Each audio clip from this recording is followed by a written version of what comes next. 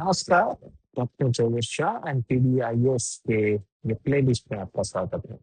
आज का क्वेश्चन है why is the integration of safety technology and engineering crucial for minimising industrial accident.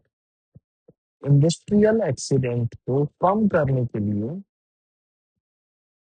Integration of safety technologies जो होती हैं and engineering, वो बहुत ही क्रूशियल।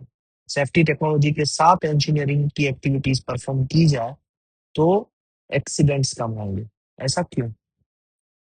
वो जानते हैं, आंसर कैसे देंगे। और एट द एंड आपको पता ही है कि एक शॉर्ट की मिलेगी जिससे ये आंसर बहुत ही समराइज, यानी बहुत ही छोटे टर्म्स में समराइज हो जाएगा। Integration of safety technology plus engineering क्यों जरूरी है, ये कहना चाहता है क्वेश्चन।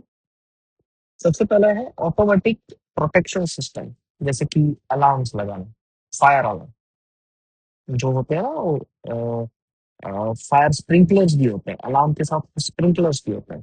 पहले तो अलार्म लगाना कि कोई भी हजार्ड हो तो बताए कि ये हजार्ड हुआ है।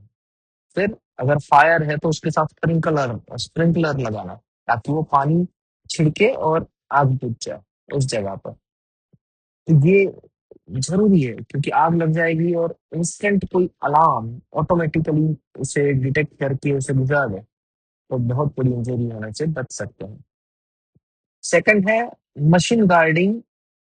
मशीन गार्डिंग का मतलब होता है कि मान लीजिए कि जैसे वो होते हैं ना शादी के मंडप में, जैसे सर कहते थे, रावल सर कहते थे कि शादी के मंडप में आपने फेंस देखे होंगे, तो वो फेंस के बीच में जो उसकी जो गार्ड होता है, वो गार्ड के बीच में जो गेप होता है, वो गेप एंड जहां तक वो विंग्स है फैन के, उसके बीच में एक सेफ डिस्टेंस होना चाहिए ताकि इंजरीज को प्रिवेंट किया जा सके। वैसे ही सारी मशीनरीज को गार्ड किया जाना चाहिए ताकि उसमें से कोई अगर छोटी छोटी स्क्रैप्स बाहर आ रही है, छोटी छोटी कोई नुकीली चीज बाहर आ रही है तो वो ना आए और चिप्स अंदर ही रह जाए और बाकी का एनवायरनमेंट सेफ रहे। तो machine guarding and fail safe design जरूरी हो, तो प्रॉपर डिजाइन करना है मशीन गार्डिंग का एंड फेल सेफ मैकेनिज्म भी रखनी है।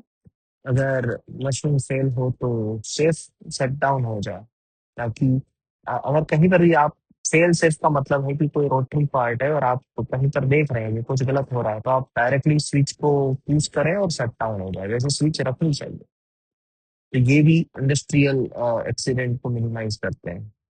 थर्ड पॉइंट है ergonomic and human engineering. Ergonomic या ह्यूमन इंजीनियरिंग का मतलब है कि ऐसी चेयर दीजिए कि जहां पर ह्यूमन कंफर्टेबली बैठ के थोड़ा सा ज्यादा टाइम तक काम कर पाए। अगर वो चीज, उनका एनवायरनमेंट एर्गोनॉमिकली एक्टिवेट नहीं होगा तो पर्सन मोटिवेट होते हुए भी जितना काम कर सकता है उतना नहीं कर पाएगा। So third point is ergonomic and human engineering tools और वर्कप्लेस डिजाइन वर्कर के कंफर्ट के हिसाब से होना चाहिए एंड काम फटीग कम मिस्टेक। जितना फटीग कम होगा, जितना इजीली एक्सेसिबल होगी सारी चीजें, उतना ही कम मिस्टेक होने के चांसेस है। Next, real time monitoring. IoT sensor बिठा दीजिए कि टेम्परेचर को सेंस करे, वाइब्रेशन को सेंस करे, प्रेशर को सेंस करे, कंट्रोल रूम में वार्निंग भेजे अगर प्रेशर उससे ज्यादा बढ़ गया तो, टेम्परेचर उससे ज्यादा बढ़ गया तो ये real time monitoring, on the spot जो मॉनिटरिंग होती है ना, उसे कहते हैं real time monitoring. And reliability engineering. काफी टाइम रियल टाइम मॉनिटरिंग को आप कंफ्यूज कर देंगे जो अलार्म्स है उसके साथ। अलार्म्स क्या होता है कि एक लेवल के आने के बाद ही एक्टिवेट होते हैं, वाइल रियल टाइम मॉनिटरिंग आपको लेवल आने से पहले भी मॉनिटर करता रहता है कि धीरे धीरे ये बढ़ रहा है, क्यों बढ़ रहा है उसको एसेस कीजिए।